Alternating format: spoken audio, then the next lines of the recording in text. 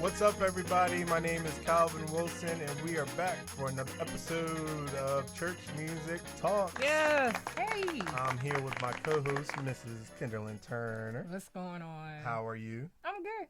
Doing I'm good. good? I'm glad to be back. Glad Good. to have another discussion. Yes. Sir. And you actually have an announcement. Oh, gosh. Or you know what? I'm just going to let you go ahead and do it. So, yeah. All right. So, the last episode, Yes. some wrong information flew out of my mouth, y'all. I said that Oh Happy Day was by, I said Andre Crouch. That's totally wrong. I do know it's by Edwin Hawkins, okay?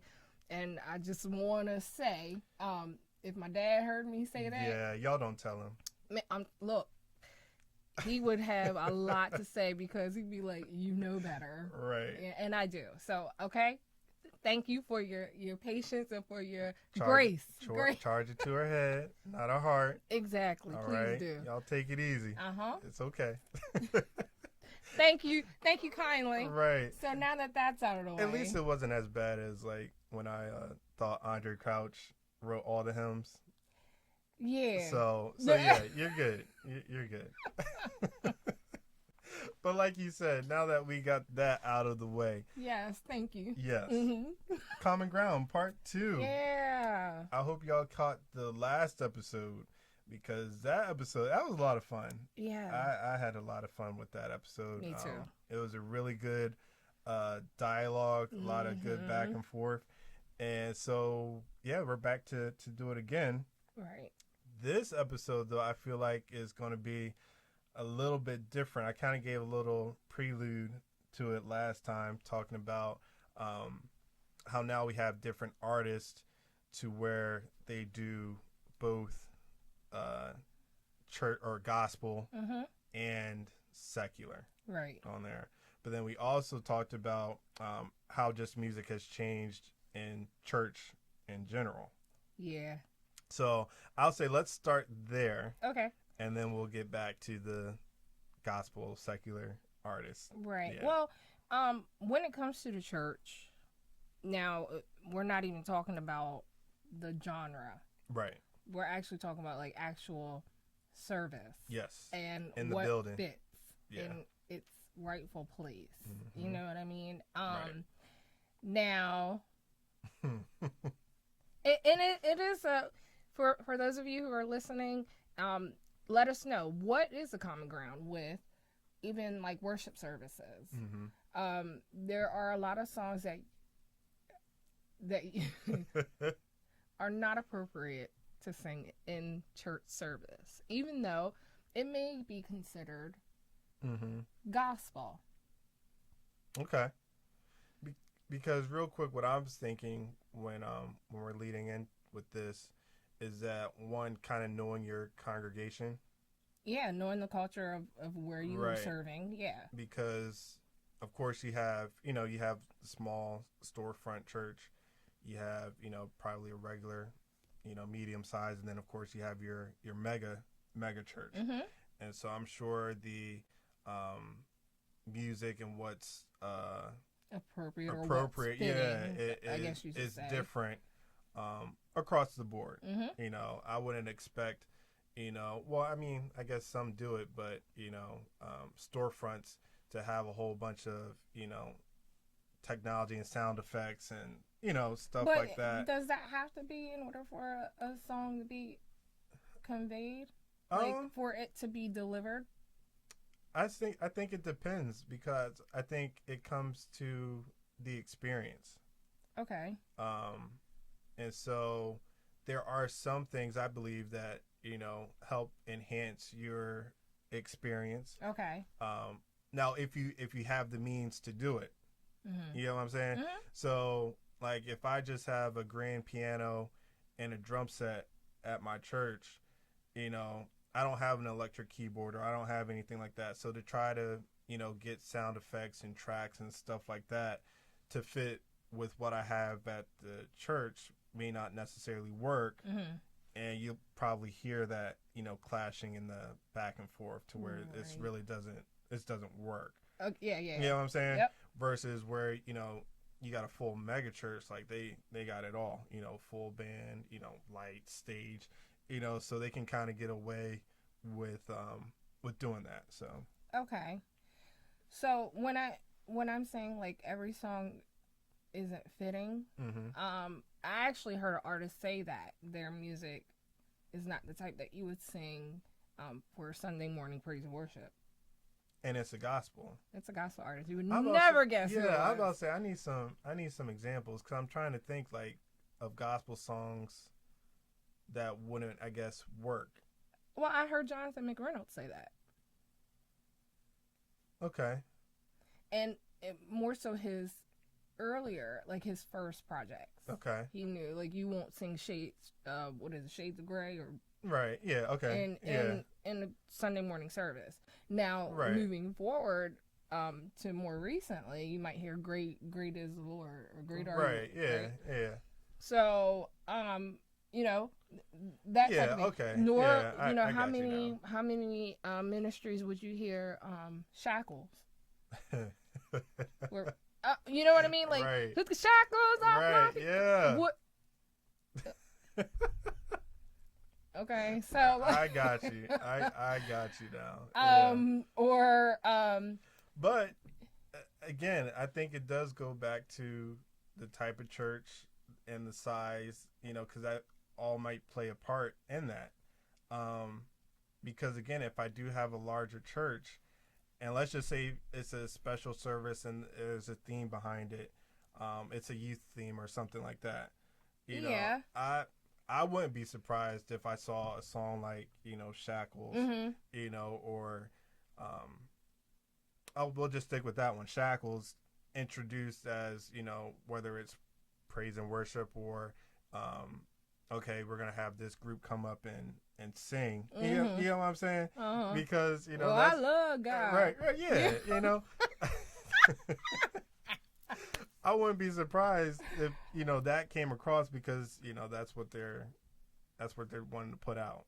You know what I'm saying? Yeah. So I really do think like the type of church that you're in plays a huge part in that. I agree. Yeah, because again, if you're in a storefront church, why you gotta keep saying storefront? Because well, yeah. Let me not make that assumption. Because I think a storefront church, I think a church that got full Holy Ghost power. Yes. You're gonna sit here, Terry, and call on Jesus. Okay. But yeah, I'm not gonna make that assumption. Y'all forgive me. I'm cracking up. But yeah. So, are you equating that more so with like a smaller ministry? Yes, I'll say that. A smaller. Well, it's funny you say that, but I do know of a smaller ministry that actually sang This Week by Anthony Brown in Group Therapy for praise and worship. Like which song? This week will be week of miracle. But I wouldn't. Yeah, I wouldn't be surprised. Yeah, if I heard that. So, I mean, yeah. But they not singing a whole lot of did not tell you. I think songs like that though, they're being brought back though just as far as it being kind of like just a nostalgic type, or like, hey, all right guys, we're gonna take it back. You get what I'm saying? Versus like, okay, this is actually in my heart to sing. Like, hey, this is what we sang back in the day when I was a kid in church, and so I'm gonna do a medley, to sing that. And I'm gonna just be honest, just like whereas our church, like that's the normal for us. You get what I'm saying? I do. It's not so much that, okay, this is what we got. This is what we're gonna sing this week. We're gonna do old school praise and worship. Like that's just normal for us. To where I think for others it might be, okay, hey, let's do this because we haven't heard this in a while, and this could, it's a good energy type song. So let's do it. But so with that, what is the? because I know more so now, Mm-hmm. 2020, praise teams, and we talked about that. Right. Yeah. You know, there's not a lot of how we are, Right. right, with the devotional, Yeah. but it's more so praise teams, Mhm. okay? And with that, there's a plan sets, but what is the common ground there? Because I am seeing more of the praise teams are now replacing choirs, and I know like that's a Mhm. whole nother thing, but what is the common ground with as far as you know I got you. praise teams Yeah. and the style of music, and then praise teams really actually they're replacing choirs. Mm-hmm. There isn't a separation there, and a lot of times what I've seen in several different ministries all across the land is that even when it comes time, like, so the praise team might come up and sing and do praise and worship. Right. Then they might have, if there's the leader might address the church, or, Right. then even before the word comes up, if there is a Right, space for yeah. the word to come, Mm-hmm. space in between there, then the praise team will come back, Right. maybe do one I more, get what and you're then saying. it's, that's maybe like the sermonic, you know what I mean? Sermonic Like, solo. so it would be interesting to hear, like, would things ever go back the other way, or will there be more of an incorporation of, because I've heard people say they miss this sound or they miss that sound, but and then if you have a mixed cultured church, yeah, like we talked about before, and we mentioned it before, the psychology of music, right, and right. you want to make sure there's something for everybody. Mm-hmm. A little old, a little new, a little CCM, because Yeah. even I know a ministry that actually incorporates Latin style. Oh, wow. Yeah, because they have a mixed Right, congregation. Yeah, I got you. So it's not necessarily like what's appropriate, what should it be.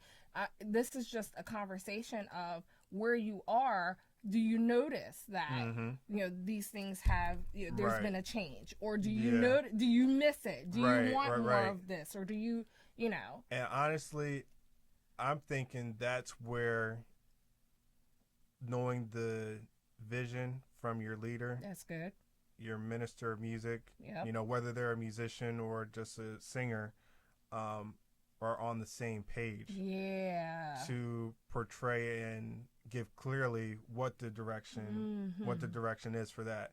And what's the need for that time. Right. Yeah. Because like right now, obviously, with everything that's going on, like we haven't had church as normal in a while. So a lot of people have had to adapt, improvise, and kind of shift the way that they normally did things. And so, again, I go back to, your minister of music, and even, again, your leader setting forth clearly, okay, this is how we're going to do it. Because, like, I watched some, services and different churches to where their music and, like, their praise and worship, it's on point. Yeah. Like, they really they don't have to go back to where, okay, we're going to have the choir come up, or we're going to have, a soloist come up. And again, it is a praise and worship team, but the way that they're set and the way that they flow, you can tell everybody is on the same page, from the pastor, the praise and worship leader, the musicians, the background singers, and you can tell even in their service to, again, how they flow. Like, okay, they just rolling right with it. Right. You know what I'm saying? So, right. I think that's the biggest thing. Right. Making sure everyone's on the same page, but also going with the vision of the leader. Correct. Whether it be music department leader, head, or the leader of himself, the ministry itself. Yeah. Yeah. Yeah. But sometimes, like, the leader itself would leave it in the hands of the music department leader. Exactly. And, like, he trusts his team enough, to be like, okay, well, nah, the minister of music, they're going to handle that. They know what it is, because they know what the overall mission for the church is. Right. And so because now I know what the overall mission for the church is, this is what we can do musically to help enforce that and push that message. It'd be interesting to hear from a music leader who, and there's no way for us to like actually know this, right? But I'm just like giving a scenario. If you have a music leader who feels like the music ministry should be more progressive to what I get what you're saying. What the climate or what the change is right now, but your ministry, the whole ministry in itself, is not fitting. Like they're not. Right. That's not what they need or want at that time. Or I'll say that's not what they want. Yeah. Or they're not receptive to right. that. Yeah. So then how does one deal with that? Obviously, prayer and seek God for it, but when you have a leader who's like, hey, this is not what's going on now. This is the sound. This is the sound. But it's not received. It's not received. Yeah. Does that leader then fall back? That's a really good question. If there's one that's listening and you've had this experience, if you know the answer, put it in the comments. Reach out. Yeah, let us know. Yeah, that's really good question, because like I'm thinking, and again I'm going back to what the culture is already set, in the church, so I'm thinking, okay, that's already established, and so I don't think the leader would try to deviate too far from what the culture is. You get what I'm saying? I get what you're saying. So like if I have, if I'm a music leader and like I have an older, there's an older congregation that goes there. Yes, I can sprinkle some CCM in there and it'd be fine and it work. Whereas if me trying to just force CCM, down their throat, like that's not gonna work. Because again, they're used to, have you tried Jesus? Now whether that's done in a different, arrangement, or something like that, to maybe try to introduce it, so that way, okay, I do bring out a CCM song. It sounds maybe similar to the way we did Have You Tried Jesus? You get what I'm saying? So, that's just what I'm thinking with that. But yeah, that's a real good. It'd be interesting to hear. We might bring somebody on to talk about that. To continue that. So to give their personal experience and insight on that, because oftentimes vision is not it's the vision that was given to the leader, and so everyone's not going to see it or be able to receive it because it wasn't given to them. Yeah, and they may not even understand it really. So wow. So how do you navigate through that? You know what I mean? Yeah, if y'all have some experience with that, again, like she said, we want to hear from you. Put in the comments, because that's interesting, and I'm curious now to hear what people's thoughts are with that. Yeah. Yeah, that was good. We kind of out here. He just sometimes just calls my mind. Yeah, we had a schedule. We had a format. Program subject to change. Hey, by the leading of the Holy Spirit. Right. But this topic in itself is very broad. Yes, it can cover a lot. It can cover a lot. And so now, so that's one common ground. Right. But we also talked about like crossing genres or mixing crossovers. genres. Hallelujah. Oh man. So again, if you saw or caught the last episode, I kind of introduced where, I kind of talked about slowly, but honestly, we're kind of already here with it. Right. Where artists are doing just that, doing crossovers. to where it's both gospel, secular, whether that's pop, R&B, um, and so just kind of navigating and figuring out, kind of where people are, where they stand, I guess. Okay, are you strictly a gospel artist and you're just, doing this? Because like we've seen it before, like gospel artists maybe do like a pop song. Mm-hmm. I was thinking about it, like Donnie McClurkin, he did Ooh Child. Yes, Yeah, that's right. right. Yep. So like it's not like it's never been done before. Mm-hmm. And then even vice versa, like you said, where people from secular, might do a gospel, song. But what we're more so talking about are artists who, have been established, in gospel, Yeah. and then have switched over, and secular is their main, is their vein now. Like that's what they do. And they made it known and clear. Oh yeah, that this is where I stand. Exactly. And I think the biggest thing that I've heard, because I did a lot of research and trying to read up and just see what these people were actually saying. Right. And I think the common message that people were giving was that this is me being free to express myself just as an artist. Not necessarily me, boxing me in as a gospel artist, not even boxing me in as a secular artist. I'm just a person that, hey, I can sing. Yeah. Grew up in church where I have a relationship with God, so I like to sing about that. But then I also like to sing about my experience in life in general. Right.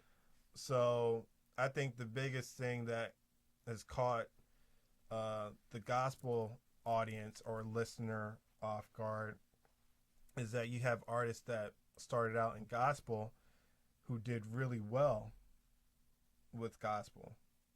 And it was like, okay, like why did you switch or change? Right. Like what was the reason? Like you were doing really good here, so like there's really no need for you to do that. Mm-hmm. So why did you do that? And so again, that's kind of how we got to where we are now with the crossover and just talking about this common ground. Like, is there a common ground even with that?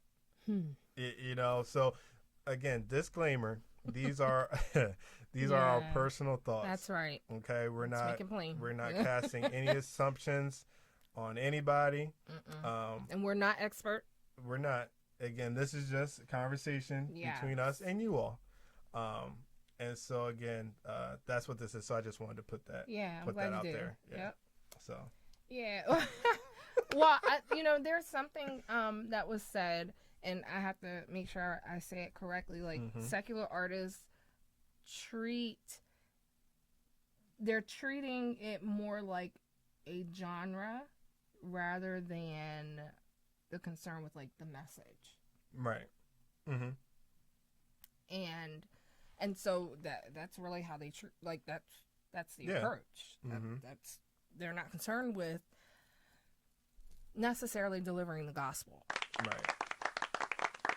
And then I think that's in some aspects that's even kind of hard to really judge. I'm gonna just put this out there. I don't want to dig too deep into this one, but Kanye. Yep. With his Jesus is King album. His message is very clear. Was clear, but then again, everybody knew what Kanye was before, even what he goes through now. Yeah. And so I feel like people have a hard time even deciphering with that. Well, is this, him really trying to put the message out there, or is this him just being Kanye? Yeah. Because we know Kanye just is known for doing stuff off wall. Yeah. You know what I'm saying? Because I can try it and do it. Right. So let me take a stab at it. Yeah, but even just to come down a little bit off of that, because I said, like, I feel like that's just its own, topic. That's its own situation. But even Snoop, when he did... I was just going to say that, yeah. When he did his I think that more so coincides with what you were saying as far as, just treating it as a genre, Mm-hmm. and like, oh, okay, you know what? Let me do a gospel album. Yeah. You know what I'm saying? Whereas a gospel artist, like, hey, let me do a secular song. Right. You know, I brought up Donnie McClurkin, but even Smokey with Jesus is Love. Right. You know what I'm saying? Right. So, yeah, that's what we're saying. Like what is the common ground with that? Mm-hmm. And so I'll say for me, what it is that it always goes back to their personal conviction, which is going to be different from mine. Right. It's going to be different from yours. You know, if they feel that they can, you know, do that and that doesn't lead them astray or anything like that, you know, that's how they feel. I think for me, my big thing is, you're a figure, you know, you're a public figure. Mm-hmm. So not so much that I With have a huge following. Exactly, and even if you don't have again, you don't have to have the status of like a Oprah at all or LeBron, anything like that. Mm-hmm. But your voice, your words, your actions, they still, you know, they carry weight. Mm-hmm. And so, you don't want anything that you do, you know, to be misinterpreted or, you know, to lead somebody, you know, a different way. Right. Yeah, you may have only did just one song. Right. You know, but that was enough to... Right. The message was good. Right. Because I think that's the other part of it too, is that a lot of these songs that, you know, that they're singing and doing is positive. Mm-hmm. You know, it's not so blatant and in your face, you know, with, you know, profanity, vulgar, anything like that. Right. So like if you actually listen to the lyrics, again, it is a positive message that's being given. Yeah, I mean, it. Again, these are our personal opinions and talking thoughts. about like, it's the same way with even okay. So I think we hold more accountability with gospel artists because we feel like they know better. I mean, you know, that's the overall like now they know better. You know what I mean? But you know, the same there are a lot of secular artists who were not secular artists. They grew up in the church. Mm-hmm. Okay, and then with the gift that they have, that it developed in the church, and then as they grew, whether they were signed or whether they just, you know, decided to venture out, however their story is, whatever their journey is, end up being a secular artist. And I named some of the ones that we look at, some of the greats, the founding voices and gifts of secular music. They pulled what their foundation was, which was the church, and put it in their sound. And that is what popularized their sound. That's what made them known, because they took the church sound and put it into now their R&B sound. Now there are many secular artists who have also taken, you know, we talk about how gospel artists sing or sample secular sounds, secular songs. I hope not lyrics, but you know. Make it plain. But Prince. Yeah. I'm just gonna jump right in there. Dive all the way in. Yeah, Prince. Listen, Prince is a musical genius. And I think most people know who Prince is. Okay. But he Purple Rain, if you don't know. He took a spiritual, old slave. It started out as a slave songs, Negro spiritual. Oh Mary, Don't You Weep. And then we know the Caravans did it. Aretha Franklin did it. So many people did this song. And for the most part, they kept it kind of the same. Right. They may have, you know... They put their voice to it. Yeah. But Prince, y'all, did Mary, Don't You Weep. In his what only Prince can do. He put his Prince style on Mhm. it. But them lyrics, Yeah. he changed it up. Still kept the same melody for the Same most music, part, right. same music. It's just actually the version that I heard, and I think is on his album, was a piano. He just played the Right, piano. yeah. It's his vocal, and he sings. But you might be singing, "Oh Mary, don't you weep," and then all of a sudden hear, wait, oh, Right. he ain't coming home. What? Hold on. What? You know, so he did that.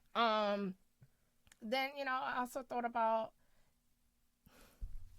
now this is my girl, because she's a singer of singers to me. Yeah, I know some people may not agree, but Fantasia, Yeah. y'all, Mm-hmm. I just feel like she just going.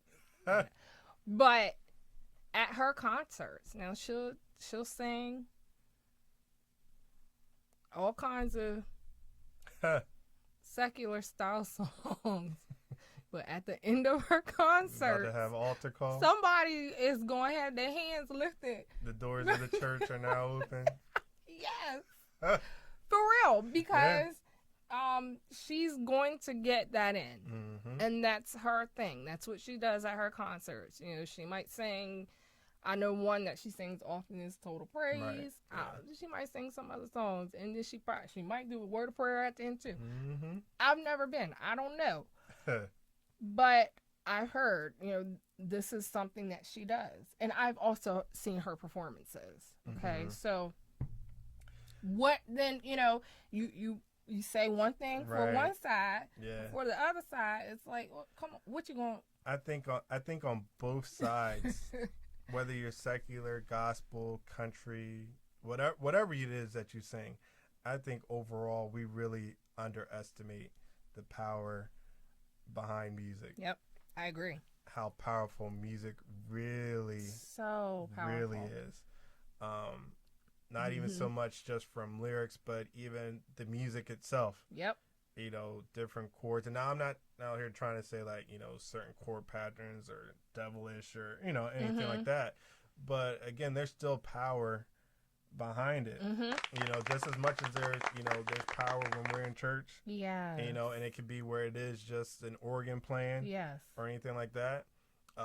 Same can be said for a secular artist if it's just him and somebody playing the piano. Right. Now, I know there's times where I've heard, I'm like, yo, they really Right. kill it. Yeah. You know? But there is there are chords that strike certain emotions. Right, yeah. That give certain feelings, that soothes, or that Yeah. it's a real thing. Yeah. There is a such thing that's as going music. deep- It going is, deep and we're into not it. going to go Yeah. like that deep. But I just wanted you Right, know, when yeah. you mentioned it, that does show the power of music. That's the whole reason why. That's a whole field. Music psychology, music therapy, all that. That's a Yeah. real thing. And so that you're right.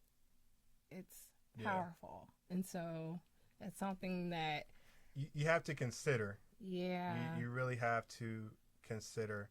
And again, especially for us who, you know, are gospel artists, you know, to really even more be considerate of what it is, again, that we say, that we do, and how we even portray ourselves when we do actually sing, perform, play, whatever it is that you do. Yeah, because it can take you somewhere. It really can. It can take you somewhere. Anytime you can hear a song and it causes you to reflect, like it takes you right to that certain feeling that you had and Right. years ago, or you know what I mean? The Like, simple fact that I can go to the gym and like, okay, I already know what I need to play, yeah. you know, to get me hyped, to get me ready to push this weight up, you know, do what I need to run or whatever. Like you said, music does that. Yes. It's that powerful. Yes. And again, that's not just, that's everywhere. It's everywhere. Everywhere. I've even heard like some preachers. Now, not where we go, but I've heard some preachers want a certain type of music when they're in warfare, when they're at the altar praying. Yep, they want a particular sound. They want a particular sound. And I remember actually somebody said to my husband, he plays a lead guitar. That was the one thing that they wanted, like, right, yeah, because it mattered when they're going in for doing their altar call and going in prayer. Right, and stuff like that. Okay, but it's a real thing. Like, people need a certain sound for whatever it is that they want to achieve. Pretty much. That's the basis of it. And again, I feel like we just really underestimate how powerful music really is. And so again, I say that for us to just be more cognizant of that. Whether it is you're a singer, musician, again, just really like consider like what you're not just doing what you're doing just because you're good at it, or there's something driving that. Right. Especially for us, for those of us who are, in church. Right. And gospel. So, yeah, that's my 2 cents. And it's not just with singers, just so y'all do know. Oh yeah, musicians. Y'all too. Musicians. Yeah, musicians too. Yep. Pray for us. Y'all, this has been great. I really hope y'all been putting in the comments, because again, we really do want to see and hear from you all your thoughts on this, because like we said, we're not the experts. That's right. Or anything like that. We're definitely open to hearing other perspectives. Yes. Really, that's the reason why we're doing this. That's it. Church music talks. Yeah. This is part of it. That's right. This might be tough, or it might, rub some people, right. the wrong way. But hey, this is what it's it conversation, is. Conversation, and we're free. We're free much. to talk. So. Yeah. So we're gonna be back next week, and just quick point of order with that. So we put this on Facebook Live, 7:30 on Thursdays, and so for those who catch it on Facebook Live, you don't have to necessarily wait till then to catch the episode. Again, you have Apple Podcasts, Spotify, YouTube if you want to catch it beforehand. So if you're on your way to work, during break, after work, again, you can kind of catch the episode then, and then still come back at 7:30 to give us your comments and your feedback. All right? Yeah. So again, this has been another episode of Church Music Talks. I'm your host, Calvin Wilson, along with my co-host, Mrs. Kendallin Turner. That's it. We're done. See ya.